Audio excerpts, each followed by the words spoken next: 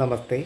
കർക്കിടക വാവു ബലിയെക്കുറിച്ച് ജനങ്ങൾക്ക് നിരവധിയായിട്ടുള്ള സംശയങ്ങളാണ്. അമാവാസി ദിവസത്തിലാണോ ബലിതർപ്പണത്തിനുത്തമം, അമാവാസി സമയത്താണോ ബലിതർപ്പണത്തിനുത്തമം? അതാണ് ഏറ്റവും വലിയ സംശയം. അമാവാസി സമയത്ത് തന്നെയാണ് ബലിതർപ്പണത്തിന് ഉത്തമം. ആർക്ക് വേണ്ടിയിട്ടാണ് ഈ പഞ്ചമഹായോഗങ്ങളിൽ പെടുന്ന ബലിതർപ്പണം ചെയ്യേണ്ടത്? നമ്മളുടെ പിതൃസ്ഥാനത്താരാണ്?